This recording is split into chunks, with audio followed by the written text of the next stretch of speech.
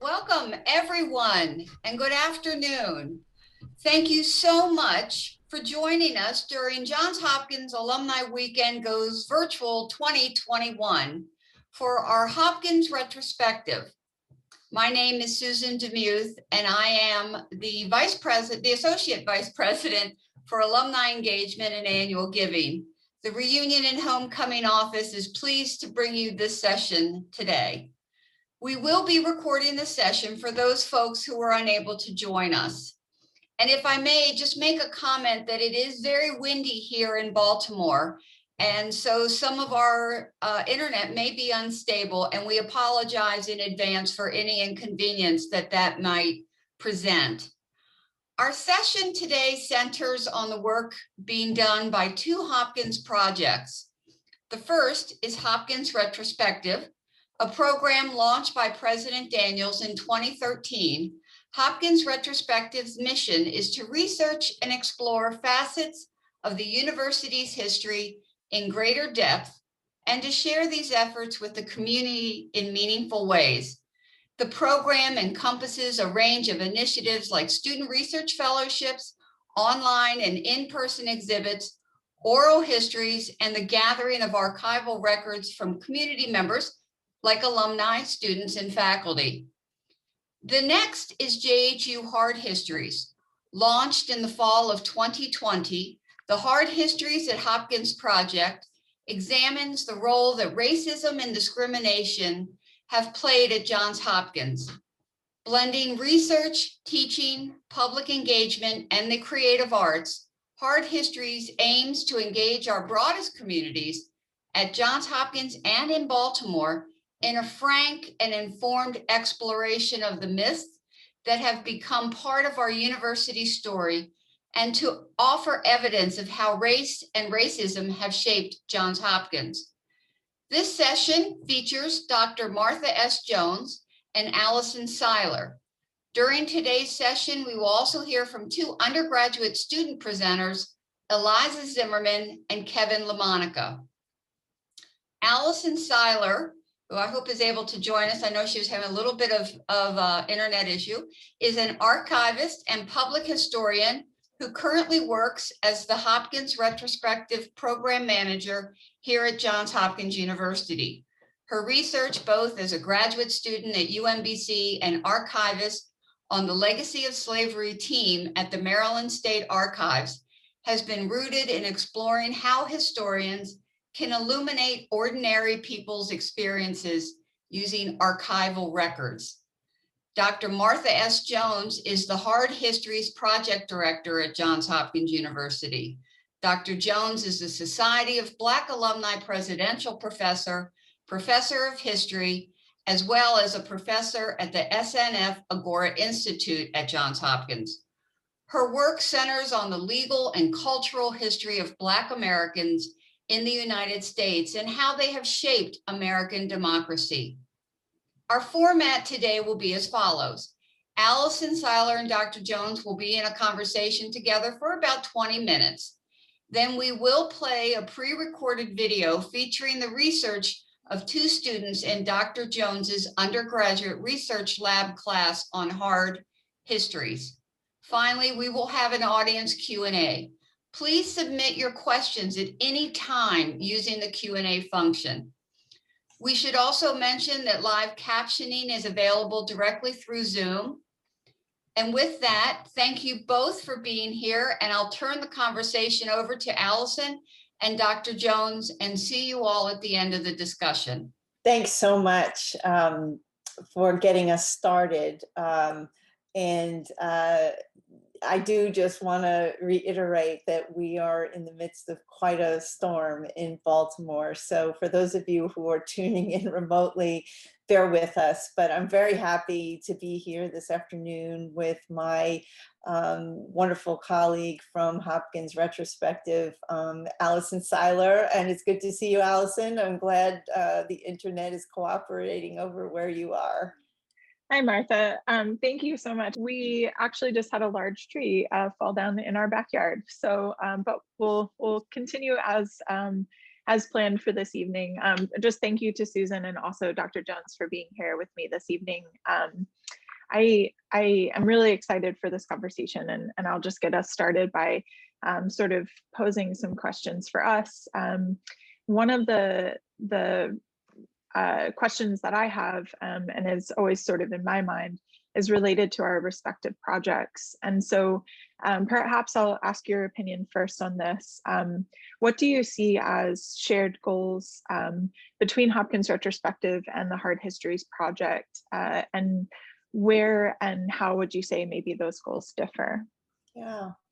I guess the first thing to say is that I think what we've discovered is a fundamental, I think, foundational shared commitment to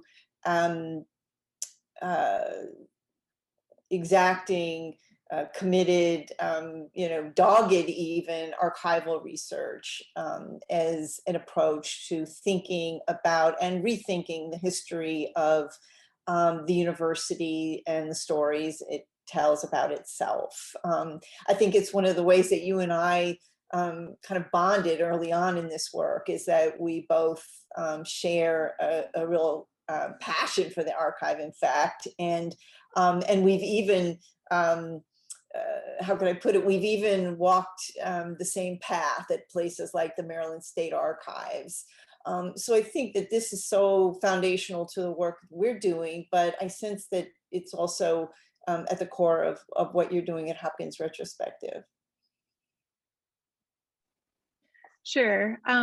Yeah, I think I would just add, from my vantage point, Hopkins Retro has really been focused on building and widening the scope of archival records that, we collect and share within the university archives. So that's one way in which I see the project sort of differing.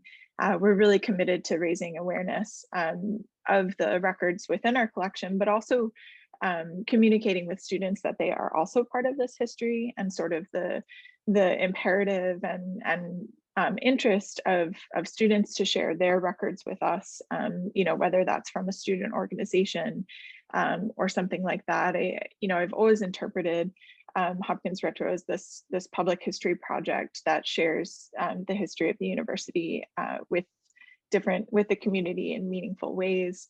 And I think the students are a huge part of that. I also think that involves programming and social media feeds and sort of interactions like this that we have today.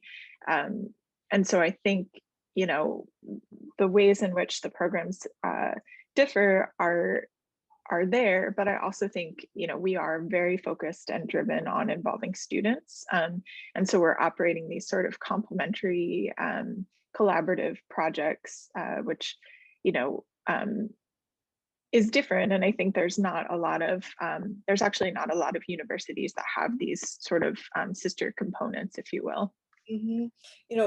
As I'm listening to you, part of what I'm thinking about, is the way in which maybe Hard Histories is a more intentionally a more interpretive project in many ways, which is to say that our mission is in some ways, I think, a critical one, but very specific, which is to look at the kinds of stories that we have long told about ourselves as an institution, and come at them anew, to come at them as good, thoughtful, critical thinkers, and then to do new sorts of research. And I'll say that one of the things that has mattered, and we'll see in a little while, is bringing students into that process and to let their critical thinking inform sort of what myths trouble them, right? What stories to them are unsatisfying or incomplete, are not working, and how can we use their experience as sort of new 21st century members of the university community. How can we use their perspectives to, in part, drive research questions? Yeah, and I think one of the things that I've been incredibly appreciative of, and I would say is like a triumph of doing and engaging in this work, is actually the students' reactions and their sort of engagement with this story and sort of this investigative work. Um, on that note, I would really love to ask you if there's any specific archival or research discoveries that you'd want to share with the audience today. And I know, I also just want to reiterate how thankful and grateful we are to, the archival institutions that sort of support us in this work, specifically citing the Maryland State Archives and also the Maryland Center for History and Culture for really providing us with records digitally, making appointments available when they can, during pandemic era, and with the horizon of reopenings, particularly with more folks being vaccinated, that will actually be able to get into the reading rooms again. But I just would love if there's anything you'd like to share with us this evening as progress in our research. Sure. One of the things that we knew from the outset in this work was that there was going to be very little material that was going to come out of something like we might think of as Mr. Hopkins Archive or the Hopkins Family Archive. That those materials were by and large already well known, that they were limited, whether by accident or mishap or by design. And so part of what we've been doing is sort of combing some of those fundamental collections, like manumission records for Anne Arundel in Baltimore County, like the records of indentures and apprenticeships in those counties as well. Yes, for what little evidence we might discover about Mr. Hopkins and his family, but I think it turns out more importantly, giving context to some of the materials that we already have that have for a long time sat in a kind of isolation, right, without really any sense of how they fit into the broader world of slavery and bound labor and emancipation and more in Maryland. So we'll hear in a little bit from one of the students who's been working on the indenture materials and how she's used that to contextualize our materials. But, we were never intended to dwell forever on the question of this early history. And so we've also had students who were looking to contextualize some of the parameters of Mr. Hopkins's bequest, his vision in particular for the hospital, and what it means, for example, to provide for separate institutions or separate wards for Black Americans in Baltimore during the 1870s. And that has given us, I think, a much fuller picture of what I think in the 1870s folks would have referred to as separation, but we come to understand as segregation, and the ways in which the hospital fits into a city that is remaking itself in the wake of slavery's abolition, but very quickly into a place that is segregated in many public spaces along a color line. If that happens much later in other parts of the South, it happens very early in Baltimore, and that's been part of what we've discovered. One more bit, and that is we also were fascinated by the very little we knew about the very first African-American student at Hopkins, Kelly Miller. So part of what we've learned is much more deeply about Miller's life in the city of Baltimore and how it fit in, how he fit into the African-American political culture and community that he was a part of. And we've even managed to track down the elusive first Black student to express an interest in enrolling at Hopkins, someone who is not provided the opportunity to attend even before Kelly Miller, but the gentleman who becomes Reverend J.W.E. Bowen, someone whose name we didn't know for a long time. We can now appreciate the ways in which these men were not simply singular figures. They tell us a lot about how and why it was that Hopkins remained a segregated institution for such a very long time, long into the 20th century. So I'm shorthanding it, but I want to give people a sense of the scope of the work that the students have been doing this semester.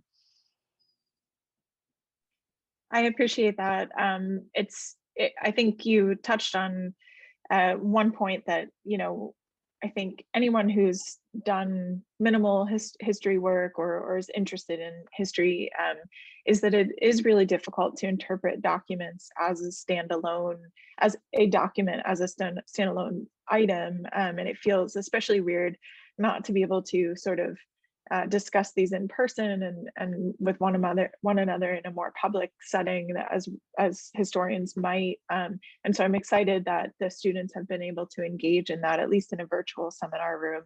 I think that that's really important for their experience at Hopkins and part of the things that Hopkins Retro hopes for and seeks to support. I also just wanted to discuss briefly some of those sort of archival challenges, that we feel we might face. I think from my perspective, one of the biggest challenges, as you mentioned, was this dearth of materials written by Hopkins himself, or even about Hopkins within governmental records. Sometimes people are really easy to trace through public records, and sometimes they're not. And so I think it's very difficult for us to know, what the situation was in his household in 1840 and 1850 without having a document written by him sort of expressing, the inner workings of his life or his day-to-day activities. And so I just reiterate to folks that, that is one of the most difficult challenges when doing archival research. And then one of the things that I think is really important that has happened since our announcement in December is the release and sharing of the Hopkins Family Collection, which is linked in our chat. And just a huge shout out to the Sheridan Library's digitization team for getting these scanned and getting them up online. It's a small trove of letters and photographs. And some of the letters were written by Hopkins himself, as well as some of his family members. And some of them, the letters, Martha and we both looked at them, and some of them are quite lengthy. I mean, his mother, Hannah, was very verbose, was very expressive. And so I think those are documents that are crucial to this research. And they take a bit of time to read and transcribe and sort of review because of the way in which, they're handwritten. So, I think that portion requires a bit of work before then we're able to actually do a deep interpretation of things. And I would just add that in the collection, there's actually some fascinating photographs. So if you're curious to see, some old photos of folks, check out the collection. Basically, all of them are unidentified, which is also another frustrating archival challenge. But we can assume that some of them are family members and others may be close acquaintances of the Hopkins family. So, I just wanted to mention that. But are there any other archival challenges that you might mention in this moment? Yeah, I mean, in a way, the good news for the kind of work we've been doing is that the materials, for example, at the Maryland State Archives are voluminous, and that means that there is a lot of labor that has been devoted this semester to not only finding those materials, but then reading them, transcribing them, so that we're reading them accurately and well, and we can share them in the working group. And then the volume, you'll hear Eliza Zimmerman talk in a little while about her challenges reading hundreds and hundreds of indenture contracts to begin to contextualize that single indenture contract that we have in our own collection, executed in 1807 by Samuel Hopkins and a woman we know only by one name, Phyllis. Eliza has to sort through hundreds of such contracts in order to begin to read that critically and to think about what it tells us about the Hopkins household at the beginning of the 19th century. The great fortune of the kind of way we've organized the lab is that each semester we have a new team of eager student researchers, but we also are challenged by a 14-week schedule. And in these weeks now, students are turning away from the raw archives and beginning to construct final projects that will kind of memorialize some of their interpretive findings. It's just to say there's a lot to do. It's great. It's a wonderful problem to have, but it's a challenge. Yes, there's a lot of things to juggle, I think, and it's easy to lose your place. So it's very important that these students are able to contextualize and provide, a starting point for the next semester students as well. So I know we are primed to sort of have our students share the students' presentations with our audience. But I just wanted to ask, a final question or offer just a minute or two for you to sort of set up the presentations and this idea of the history lab, because I think that's really important here. And I'd love for you to sort of maybe tell us why you thought the history lab was a good mechanism for this research. Mm-hmm.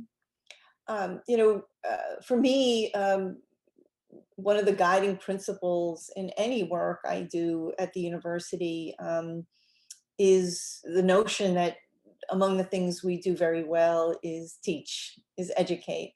And we are researchers, we are writers, we are many things, but we're educators. And so to me, it was important to link this important research to a pedagogical end, to bring students in for their critical thinking, for their insights, but also to let them have the experience of wading through those hundreds of indenture contracts over the course of many weeks and even months, because part of what we're laying the foundation for, right, is research that will perhaps be in no way tethered to the questions we're asking at Hopkins Retro or at Hard Histories, but help students discover their own capacities, their own curiosities, their own strengths as researchers.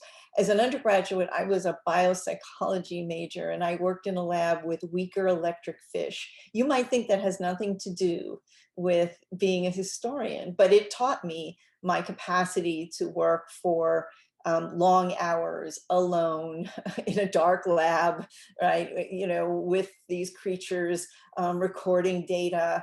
That is kind of one of those foundational capacities of what it means to be a researcher, is that extraordinary experience of being alone with your questions and with raw materials. And so I hope our students have discovered some of the researcher in themselves through this experience. And I'm really thrilled that we're able to share some of their experiences and thinking with everybody this afternoon.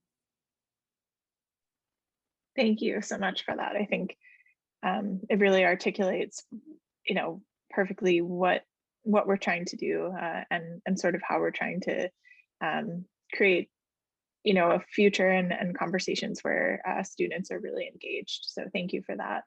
I think that now we can turn to our pre-recorded student presentation. So welcome. to this conversation with Eliza Zimmerman and Kevin LaMonica, students in the spring 2021 Heart Histories at Hopkins lab.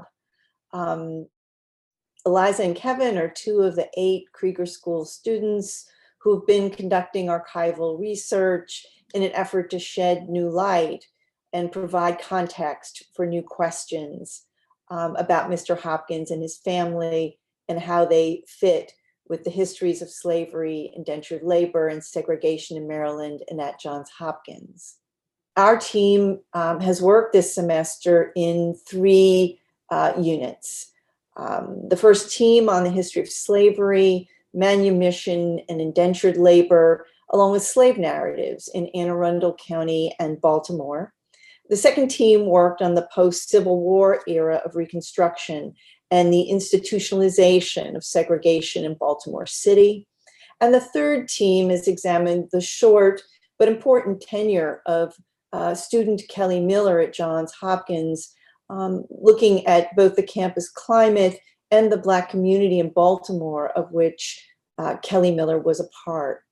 So I want to thank Eliza and Kevin for being with me today. I've got some questions for each of you about your research, and then we'll end with a question about your reflections and how you think that the work we are doing this semester can or should inform the ways we think about the present of our life and our work as a university community. So thanks again, you two, for being with us. Eliza, I'm going to start with you, if I could, and say welcome. And I'm sharing now on the screen one document from the many that have been at the center of your research. We started your work with this 1807 indenture contract signed between Samuel Hopkins, the father of Johns Hopkins, and a woman known only to us by one name, Phyllis. These two enter into an agreement in which Phyllis agrees to commit the labor and the lives of her 2 young sons to Mr. Hopkins until they are 21. They are going to receive meat, drink, clothes, washing, lodging, and other requisite necessaries, as the contract says, though not instruction in reading and writing. That provision is crossed out of this agreement in exchange for teaching them what this contract calls the art of planting. And finally, a suit of clothes when they reach 21 and they are released finally from this contract. Eliza, one of our first questions was how to give some context to this contract. And we read Stephen Whitman's book, The Price of Freedom, to know more about this. Could you say a little bit about, introduce yourself, first of all, if you don't mind, and then can you say some about the way in which Professor Whitman's book helped you to frame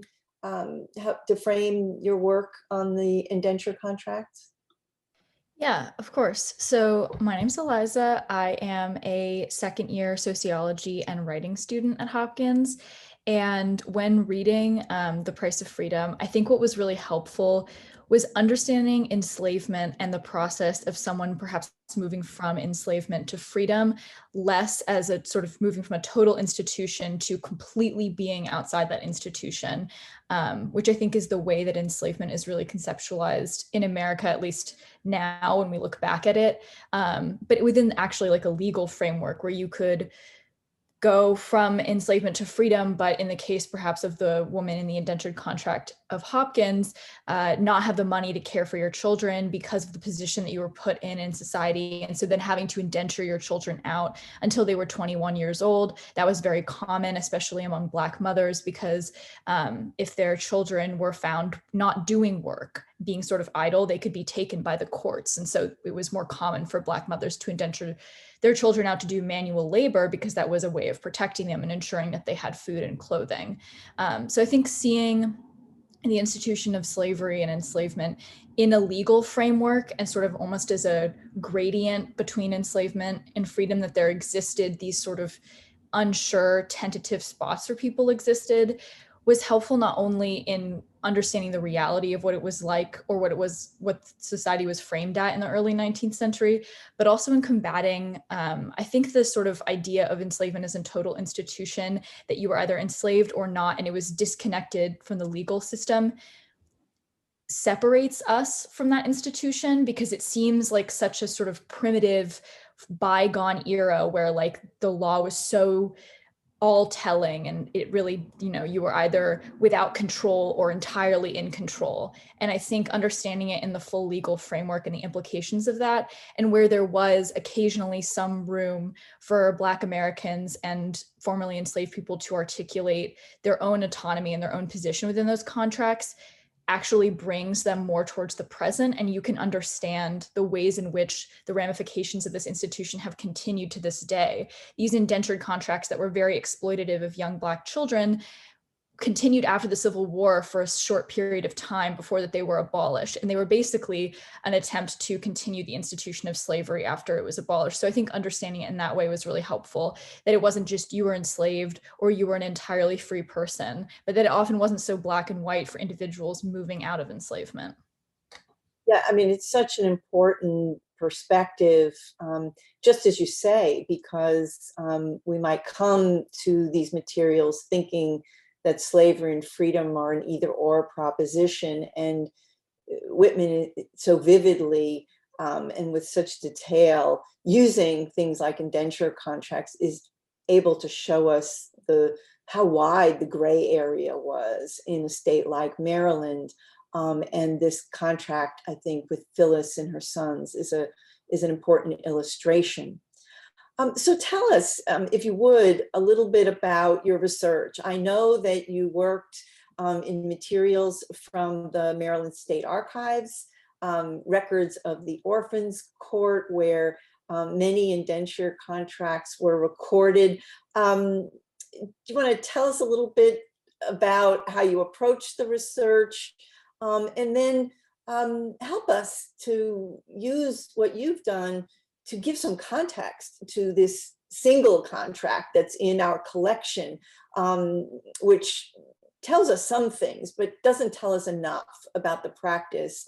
You've looked now at, I dare say, hundreds of contracts. So tell us a little bit about that, and what you discovered and how you think it might help us think better about this contract that we have between Samuel Hopkins and Phyllis. Yeah, of course. So essentially what I've been doing is I've been reviewing indentured contracts largely from the 1790s to 1820, and that's what I'll be focusing on talking on today, because the contract that we're looking at, I believe, is from 1807, the one that is in the Hopkins family.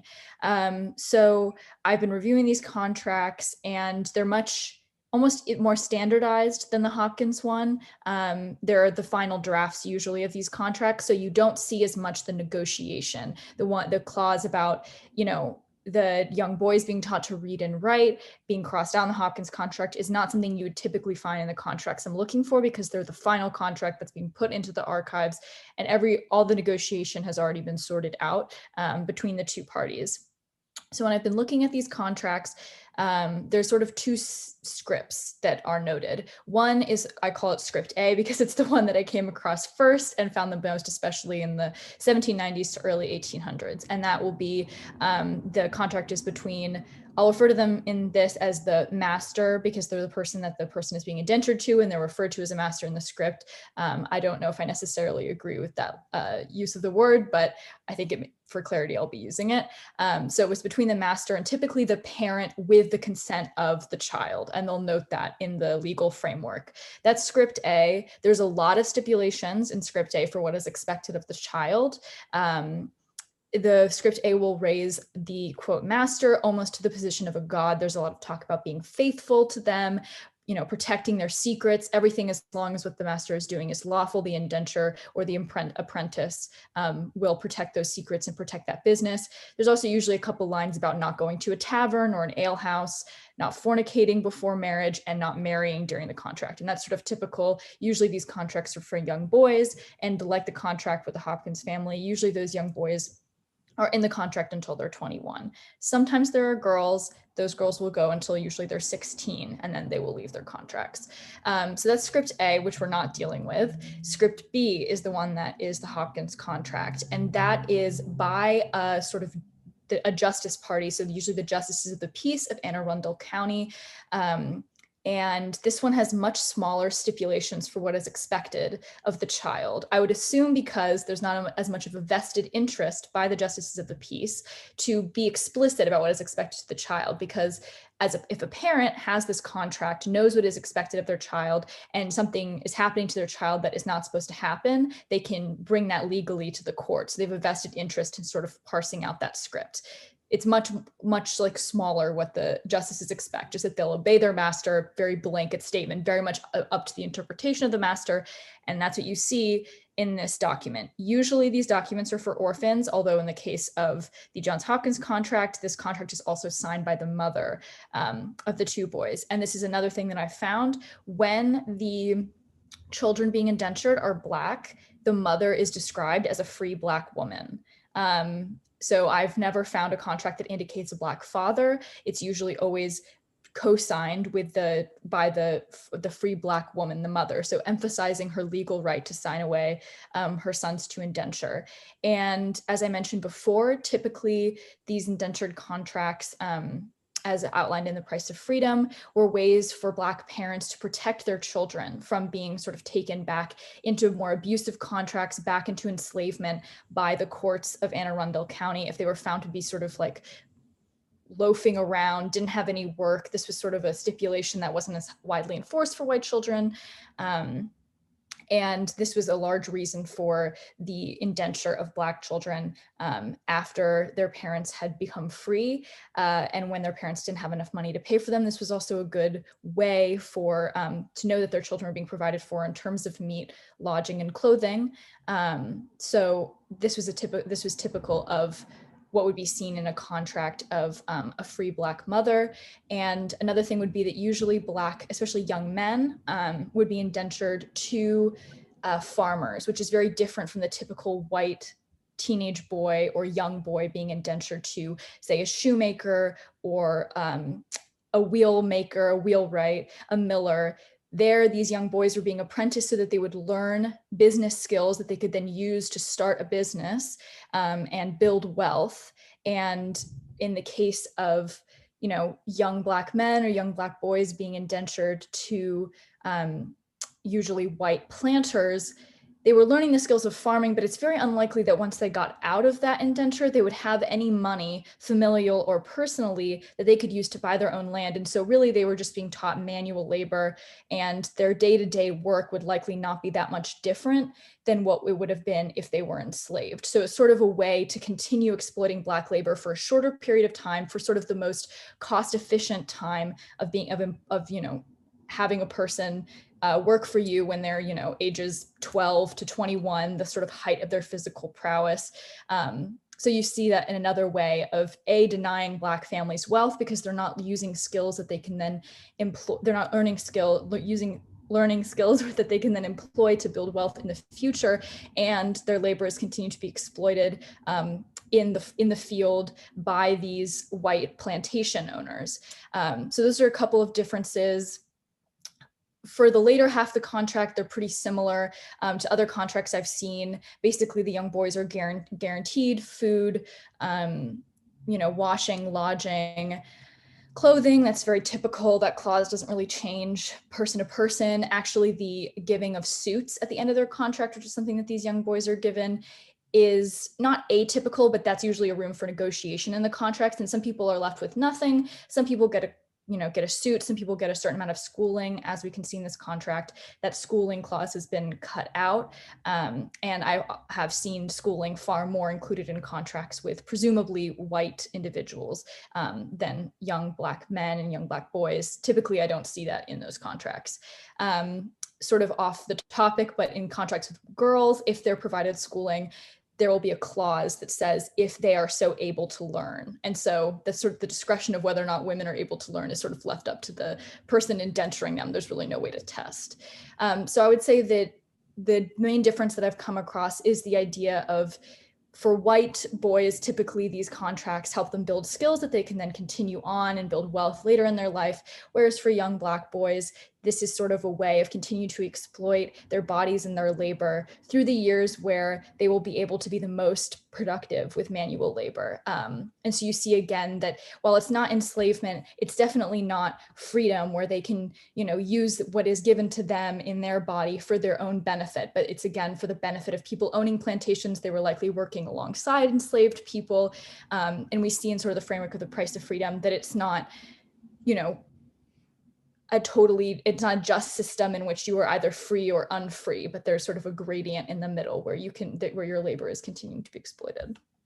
I want to come back to you in a few minutes and ask you about how this work you think sheds light on the kinds of questions we've been asking. But you are making plain the ways in which there are kind of standardized or stock terms, right? Rote scripts that contract parties are relying upon. And some of your work has been to look at those moments in which the script, the parties depart from the script. And in the case of Mr. Hopkins, it is that moment when the direction that the boys should be taught to read and write is scratched out, that turns out to be a most telling moment because the standard script has been departed from, and somewhere in that transaction that we can't quite see fully is a negotiation, right, that is reflected in that scratching out. So the kind of care that you've been taking with those kinds of details turns out to be so important in our work. So let me turn, if I can, for a few minutes to Kevin and say, welcome, Kevin. It's wonderful to have you here too. Do you want to, I want you to introduce yourself. I know that you've been working on the period that we call Reconstruction, the years just after the Civil War, where importantly, Mr. Hopkins is contemplating and then writing out the terms of his bequest that creates both the university and the hospital. And there were details in that bequest that have been important for our thinking and to the university story for a long time. In particular, the creation of a separate orphanage for so-called colored children, the reference to Black and white wards for patients, but also the admonition, right, that there should be no distinction drawn between patients on account of race and sex or their ability to pay. And we've been wrestling with how to contextualize that. And your work has focused on a parallel story that's unfolding in Baltimore, the story of the development of public education. And among the books that we read was Dennis Halpin's more recent book, A Brotherhood of Liberty, which is about Black Americans and Reconstruction in Baltimore. So could you start by telling us a little bit about that and how that helped to frame your thinking about the archival work you've been doing? Absolutely. So first off, I'm Kevin LaMonica. I'm also a second-year sociology student like Eliza. However, I am not a writing major. I am an international studies major along with my sociology studies. Yeah, so Halpin's book, I think there were a few things in the book that kind of helped ground where my work was going in what we now understand to be this period of radically reimagining what American democracy really was. We have the passage of 3 amendments, which it was a rethinking of what the nation could be, and it was an experiment in multiracial democracy. And this book really highlights how Maryland and Baltimore was kind of at the epicenter of this. We know that in the antebellum period, Baltimore was the city with the largest population of free Black Americans in the nation. And one thing that comes out in this book is how Maryland as a border state starts to develop a different story during the Reconstruction period than we have come to understand about the states of the Deep South. For example, as a border state that never seceded from the Union, Maryland was not subject to the same federal oversight as some of the southern states. So Black Americans did not have access to political power in the same way as they did in North or South Carolina, for example, where we start to see a rapid influx of African Americans being elected to statewide office and starting to do that reimagining of what our democracy could look like, and starting to do the work of righting the wrongs of slavery that had so recently been abolished in the Union. So in Maryland, it was really up to those Black Americans that were in Baltimore City and the other counties of Maryland to, from the ground up, really push to fight off the front lines of Jim Crow, is how I'll describe it. There was a lot of activism, especially centered in Baltimore City, that was pushing off a lot of these the institutionalization of segregation, as you were mentioning, Professor Jones. And you start to see the remnants of a lot of things that will ultimately manifest into institutions that we still see today. There's a whole chapter in the book that focuses specifically on the emergence of a racialized criminal justice system in Baltimore. I think that's really relevant today, as just a week ago, we saw the verdict come out against Derek Chauvin, and the ways in which that those, obviously that's not Maryland, but the ways in which that a criminal justice system has been racialized, and how the Reconstruction period was so critical in the emergence of those racialized things. But ultimately, and we'll talk about this in a second as we dive into the research I've been doing, but I think the biggest takeaway was the agency exercised by these freed Black Americans and the role that they had to play in this reimagining of what America could be, and how, despite the lack of access to political power, they still pushed for this reimagined nation in which they could live free and have access to opportunity and capital. And I guess, for example, in line with the research I've been doing, access to education as well. It's almost counterintuitive, isn't it, that Maryland, a border state that remained within the Union, does not have the kind of robust reconstruction that we associate with North Carolina, with Louisiana, with Arkansas, that in fact the door closes on the possibility of a true interracial democracy in Maryland very quickly. And still we have places like the Douglas Institute and later the Brotherhood of Liberty that are going to continue to do the work of struggling with what is freedom, what is citizenship, what do civil rights look like for Black Marylanders. But they do it. I think Gilpin does such a great job of showing us they do it under extraordinary constrained circumstances. So let's talk about your research, because I want to hear more about how you approached exploring the story of public education. Is it a story that fits alongside this hospital that Mr. Hopkins is imagining? And how did you go about doing that? Of course. So a little different than Eliza in the state of the archives, I guess I would call it. I've been diving into mostly newspapers, so looking at and which gives me some insight into what was happening, because the newspapers they report on a wide variety of different things. So a few of the things I've seen are the happenings of the city council, the happenings of the school board. There's this column that appears in the Baltimore Sun very often called Local Matters, which talks about different things that are happening in the city. And oftentimes that will include information about the meetings of free Black Baltimoreans, and specifically with regard to fighting for public education for Black children and other freed African Americans. However, something that that has kind of enveloped its way into the research I've done that has been really fascinating has been a lot more with some legal documents as well.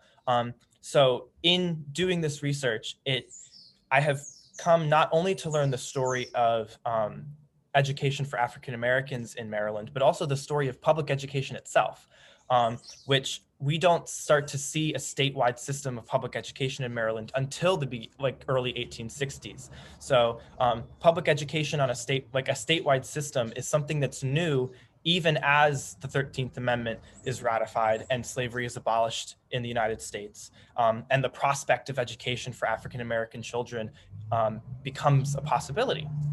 But going along with some of the things that are discussed in Halpin's book, The Brotherhood of Liberty, is we start to see almost a parallel track for white children and African American children, as the state does not provide public education at first for Black children.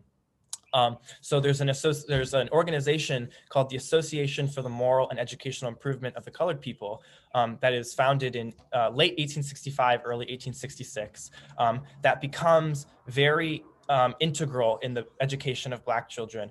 The first report that they publish in late 1866 outlines that in that first year of their existence, they had established 33 schools, 16 of which were in Baltimore City. They are employing 35 teachers and teaching about 6,000 students, 3,000 of which are in Baltimore City, the remainder in the various counties of Maryland. So we start to see that this, like Halpin had been talking about in his book, the from the ground up approach to Reconstruction was very much present here in the story of public education as well, in that freed African Americans in Baltimore and the surrounding counties in Maryland became very self-sufficient or self-reliant on to create these systems in which they could be educated. And it wouldn't be until later that we start to see the state begin to provide public education for Black children.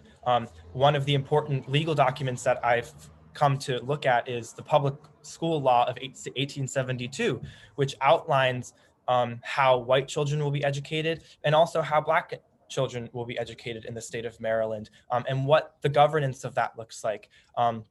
In that law, it stipulates that Black children and white children kind of almost have the same criteria for entering school, the same age range are to be educated. It sets up not the same system of taxation and then ultimately appropriation for the schools, but parallel. So you start to see both in the newspaper clippings as well as these legal documents, how the story of education for African American children and also adults as well as free enslaved people were not educated when they were enslaved. So if you had a 30-year-old enslaved person who was freed at the end of the Civil War, they also were provided the opportunity to be educated. And then finally, and then I'll kick it back to you, Professor Jones. Something that emerges after that public school law of 1872 and Black children are being provided education by the state itself, the fight begins to shift and evolve from let's educate African Americans to the hiring of African American teachers in the schools. So we start to see in these newspaper clippings meetings of different groups advocating to the school board the hiring of Black teachers in schools provided for Black children, in the public schools in general, and the fight by these people, not only for the hiring of Black teachers, but specifically for qualified teachers in Black schools, so that the Black students were being afforded the same quality education that the white students were being guaranteed under the state laws and the ordinances passed by the city council and the resolutions passed by the school board as well.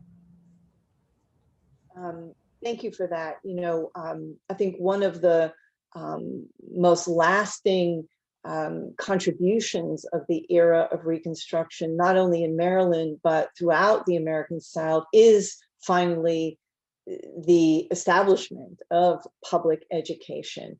But what your story suggests, at least in Maryland, is that from the outset, those are envisioned as two distinct tracks, as reflected in the politics, but as reflected in the very letter of the law, that Black and white children's education are regarded by distinct provisions and distinct terms. And I think I'm right that in this period, the term that's used is separate, not segregated. That segregation will enter the lexicon much later, but in this period that you're looking at, it's separation that is taking hold in your research in education. In others in your group, James is looking at the almshouse and separation there, and Ariella, who's looking at public transportation, right, where separation again is the order of the day, even before we get to Jim Crow segregation in the laws that will come later in the century. Thank you so much, Kevin, for this wonderful research and your great analysis. I wanted to bring you both back in just for a few minutes before we wrap up, to give you a chance to talk with folks about how you imagine, how you hope, how you'd push even for us to incorporate what you're learning into our thinking about ourselves as a university community, as Johns Hopkins, as an institution.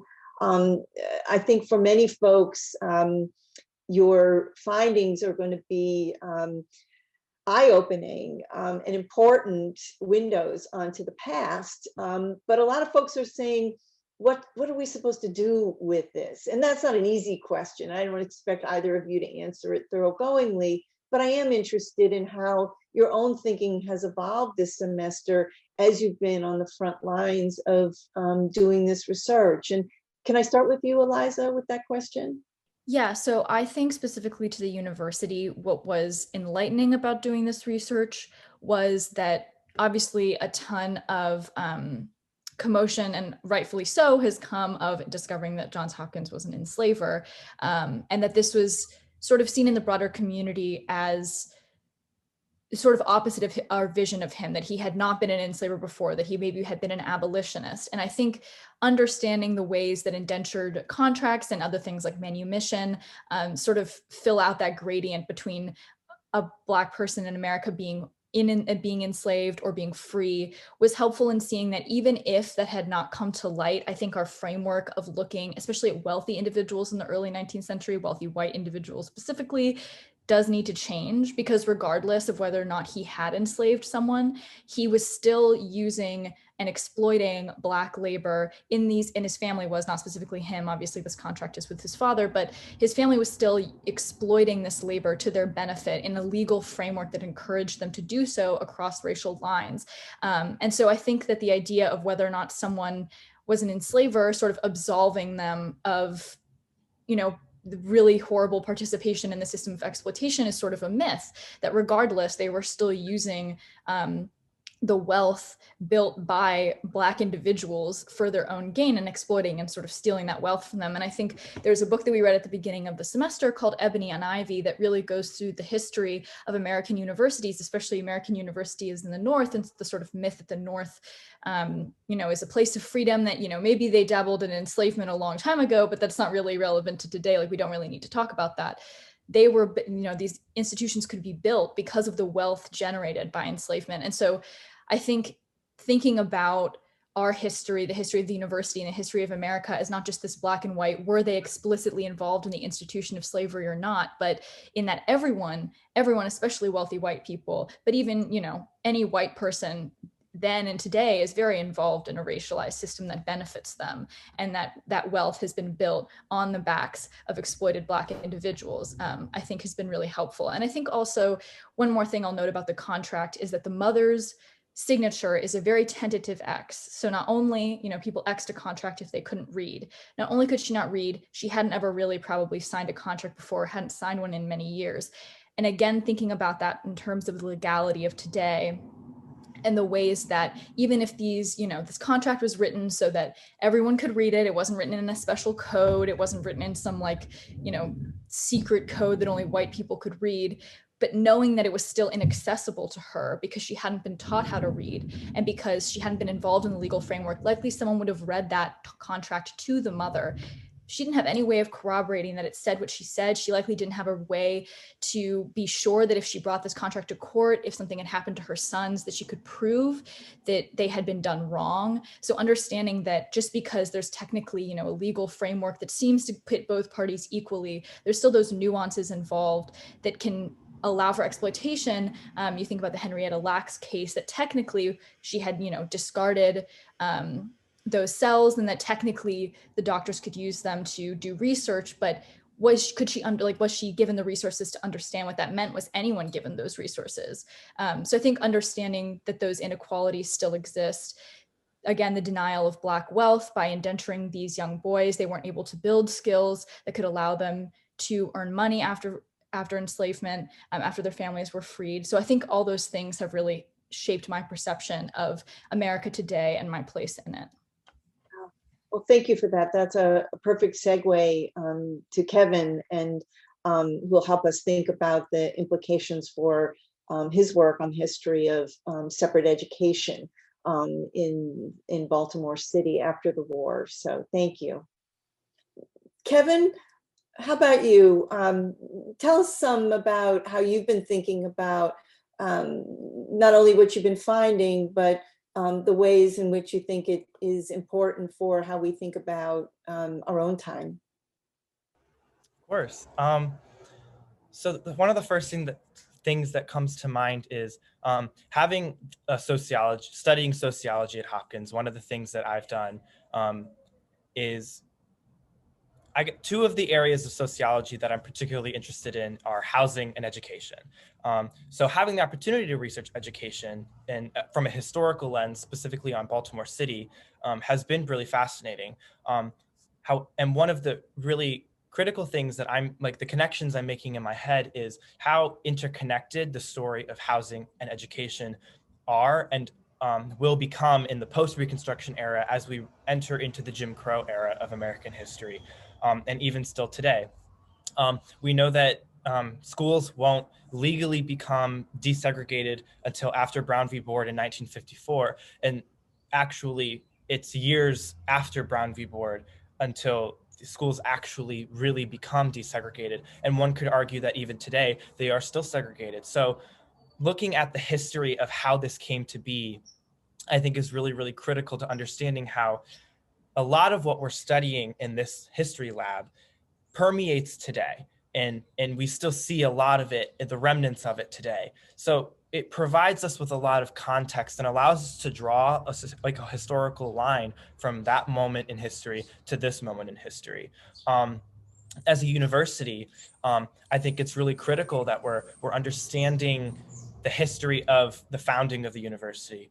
You talked earlier briefly about the gift of Mr. Johns Hopkins of the university and the hospital, and the segregation, the the vernacular became the term segregation, but you talked before, separation, the separation of the races in the hospital ward, and how that fits into the story of Reconstruction, but also in that same vein, how we can draw that historical line from that moment to now, and in understanding the experiences of Black and Brown students at Johns Hopkins and how that may be because of the historical legacies of the founding of the university. Unfortunately, me and Eliza, our peers from this class who are studying Kelly Miller, were not able to join us, but understanding the campus climate at the time for the first Black student at Hopkins, he ultimately wouldn't go on to be conferred a doctor of philosophy, and understanding what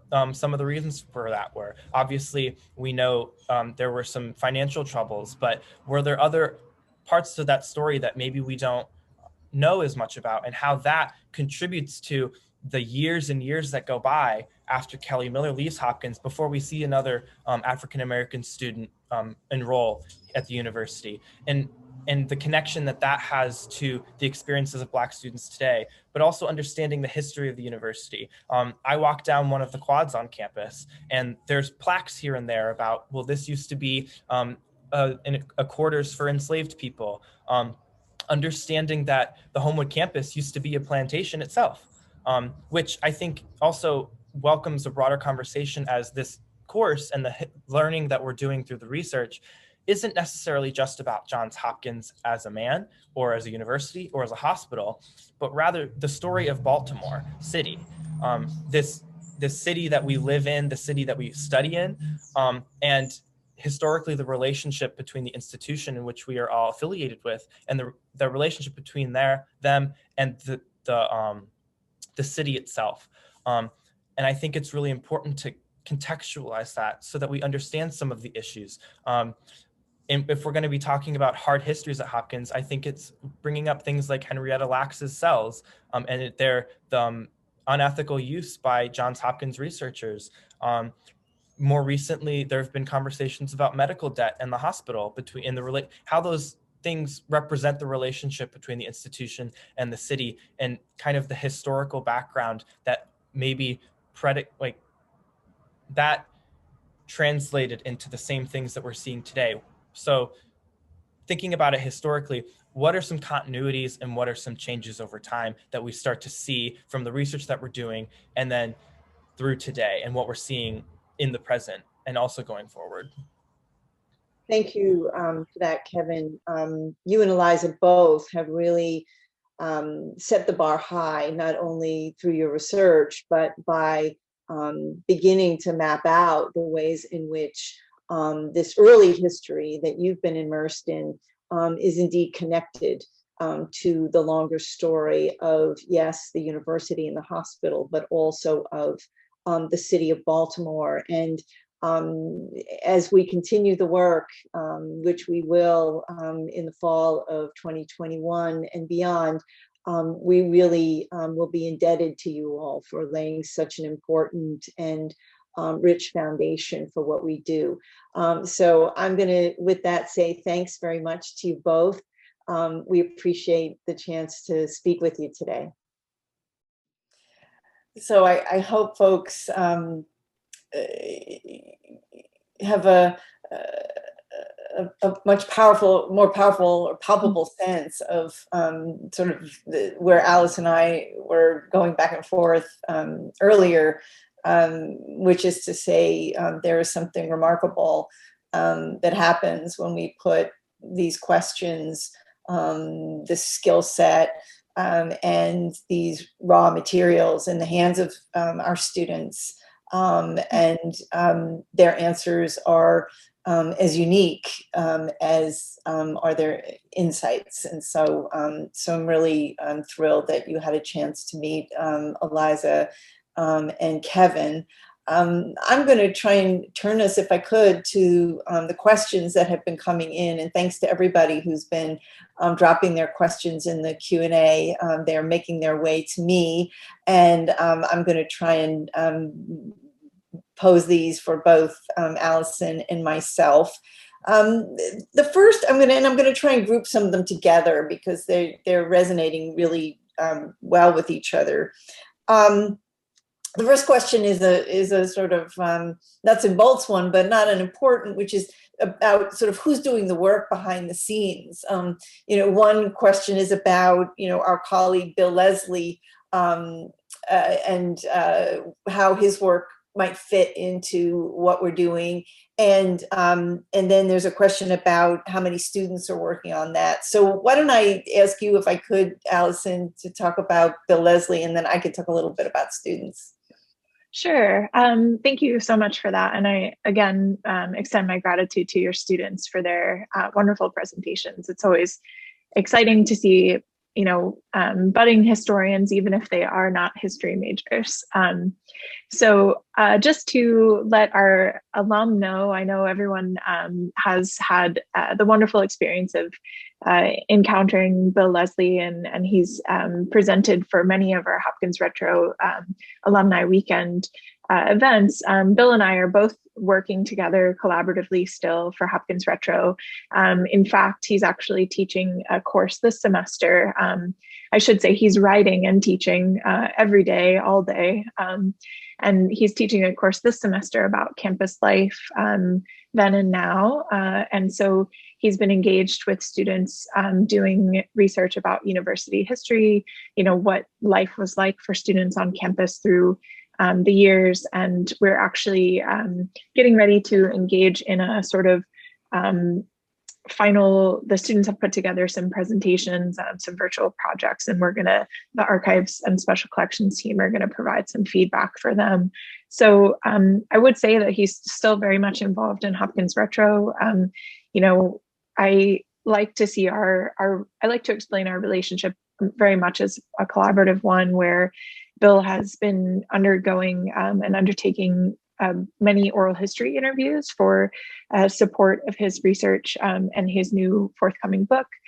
So that is one area where Hopkins Retro has supported him, and also, been able to add to the archival record by adding some oral history interviews to our treasure trove. So excuse me, just to clarify, Bill is still very much involved in the project, and I very much enjoy working with him. So I will let him know he got a shout out today. He'll be really pleased.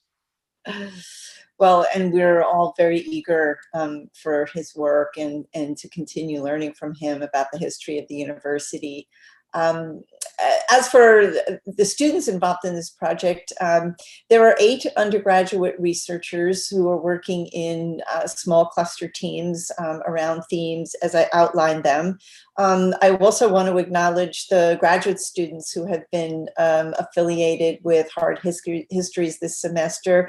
Lauren Feldman, who's behind the scenes in our Zoom this afternoon, who is the program coordinator for Hard Histories and is really the person responsible for a lot of our public-facing work, which has included a series of book conversations with authors over the course of the semester. Just this week, we finished up that series with Professor Lawrence Jackson and his work on Frederick Douglass. But Lauren, Mallory Pilat, who is a graduate student in the history department, who's been the teaching assistant and has been hands-on with these student researchers, supporting and encouraging and expanding their work in the archives.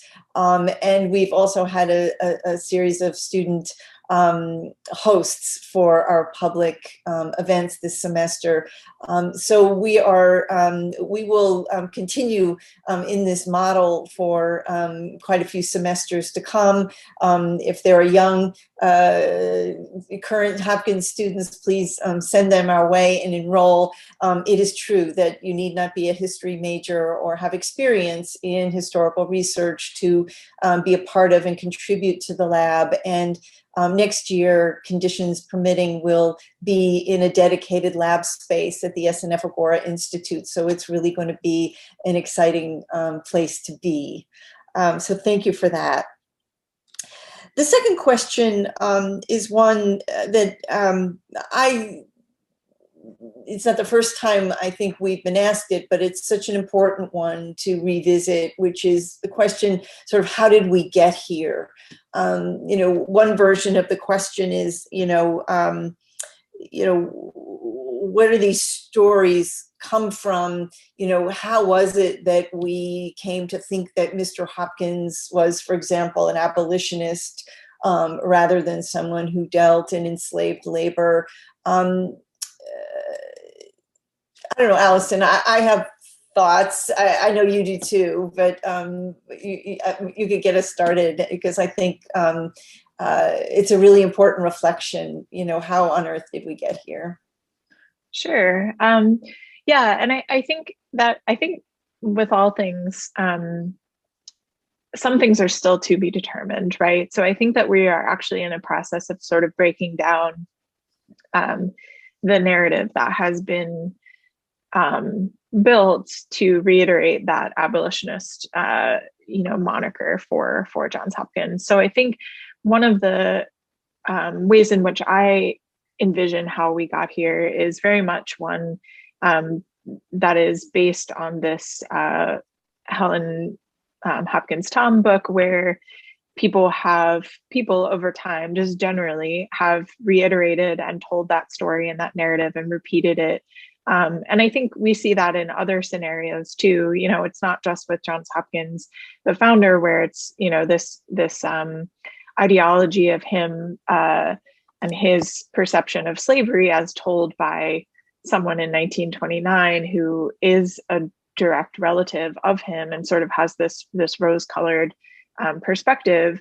I think we've seen that scenario play out with other historic figures where a story has been repeated, so it's become true. And so I think for me, the point of investigation is really figuring out, where in which do we see this transition to people referring to him as an abolitionist? So, is it in written histories of the university? Is it in, newspaper articles? Where does it start appearing that we see this word associated with him?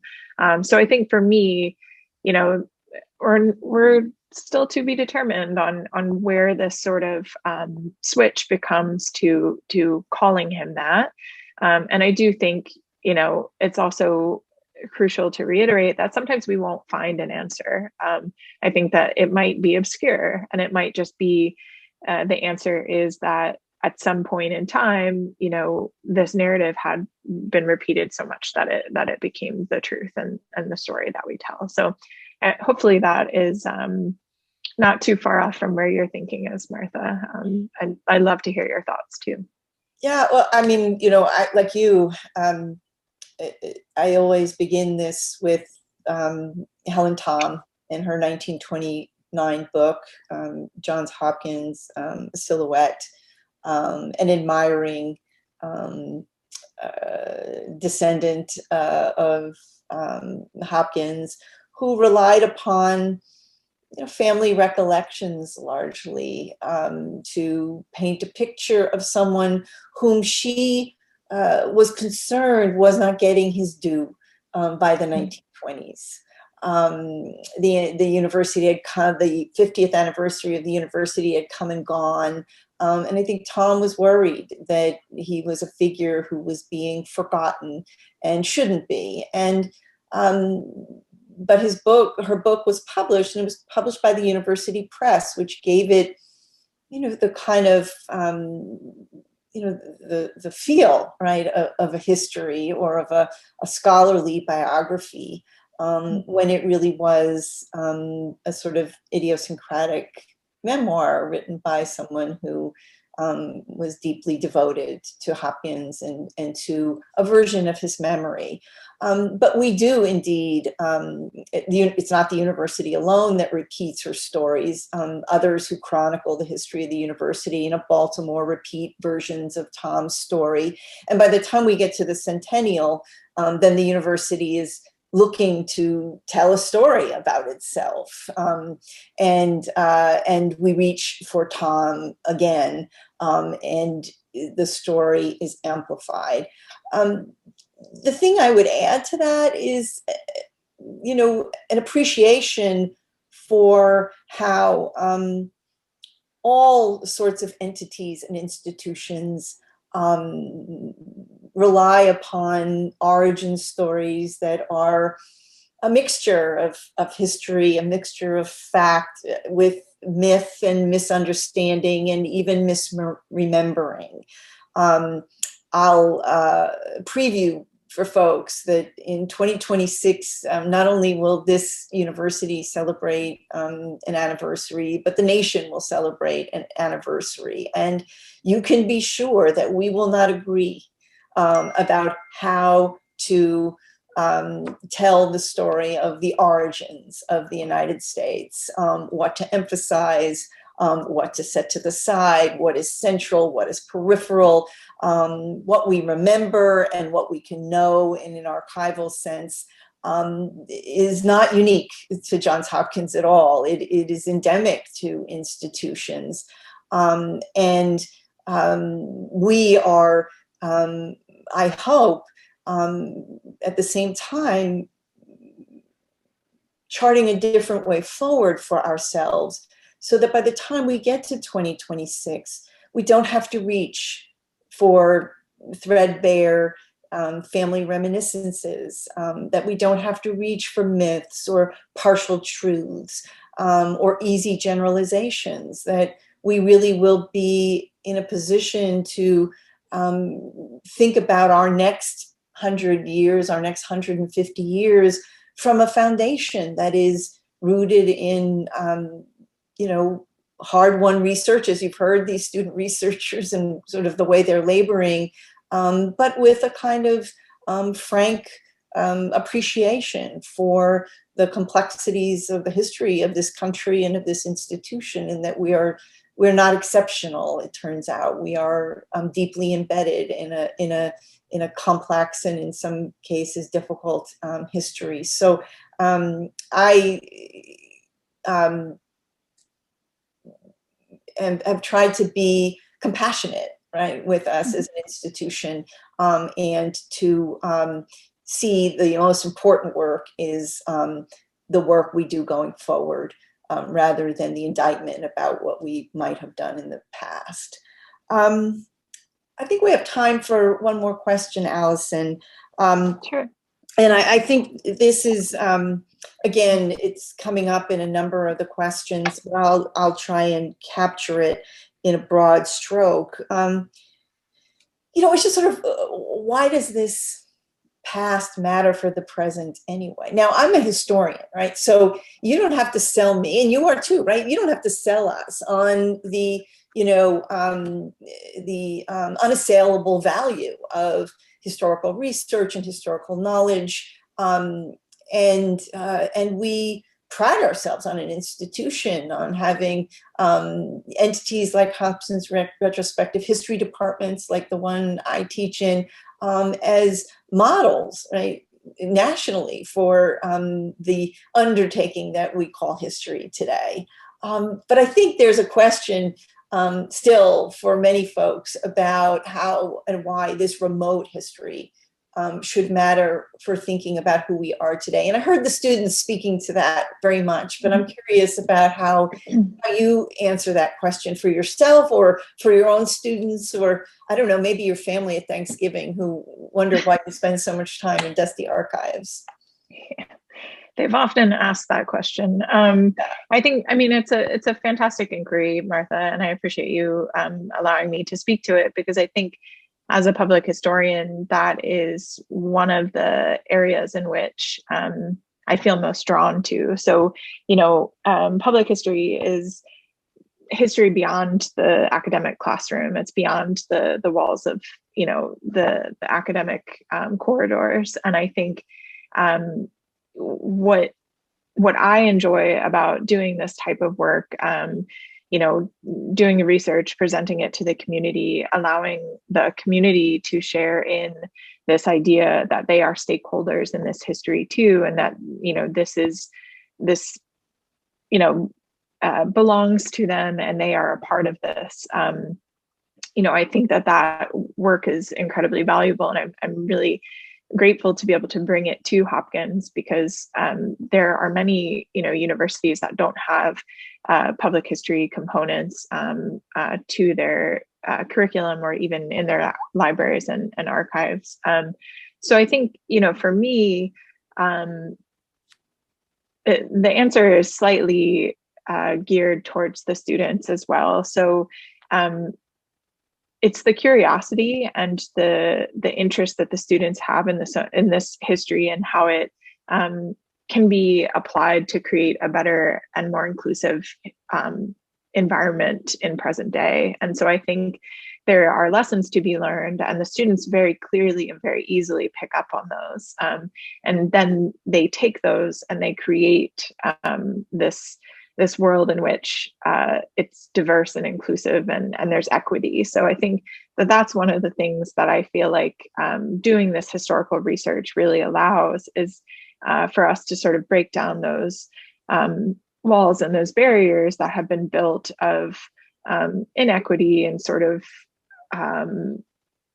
this historic sense of this is the way things always were, this is the way they should continue. And so I think for me, that's really where I feel so committed to this work. And so I think that's how I would answer you on that question.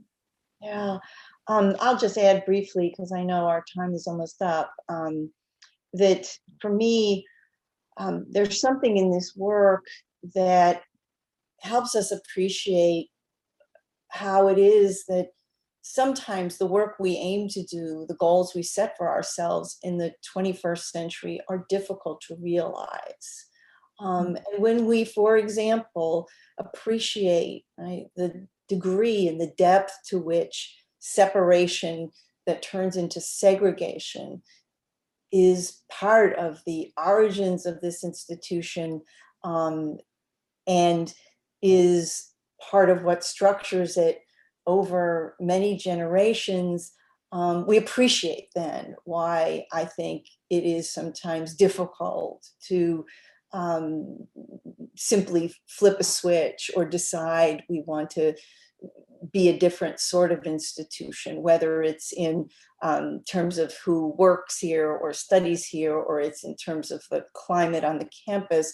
We're dealing oftentimes with troubles, hard histories that are deeply entrenched, and the work of extracting them is formidable, worth doing, I'm here to say, but formidable. And I hope that sometimes the histories we tell help us understand better why the work is so difficult.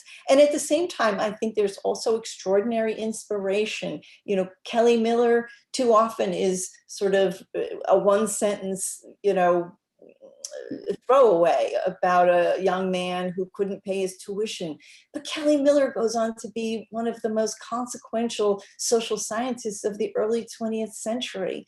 And he does so despite the fact that he attended Hopkins at a time when men like Thomas Dixon and Woodrow Wilson were setting the climate for Anglo-Saxonism at Johns Hopkins. And that, I think, is a source of inspiration for us as we think about who we want to be and who we aspire to be. And we only can do that and have that if we fully understand who Miller was and we restore his fullness rather than that throwaway line, right, to our collective memory. So that's my stab at it. But I think, we are here for the research in any case. And my hope is that everybody finds their own answer to that question about why this past might matter to them. I'm going to turn it back to, I'm going to thank you, Allison, very much. Thank you, Martha. Thank you to Eliza Zimmerman and Kevin LaMonica for joining us. And thank you to Susan DeMuth, who's going to take us out this afternoon. It's a wonderful conversation. Thank you both very, very much. Thank the student presenters for their significant work on the history of this institution and its longstanding legacies relating to race and racism. We'd also like to thank the Johns Hopkins Office of Alumni Relations and Hiro Amano of Open Range Video for supporting this event, and are very grateful for the SNF Agora Institute infrastructural support of hard histories, including providing the template format for this event. We wish everyone in our audience safety and health, and we very much appreciate you joining us here today. Stay safe, be well. Thank you all very much, and have a great day.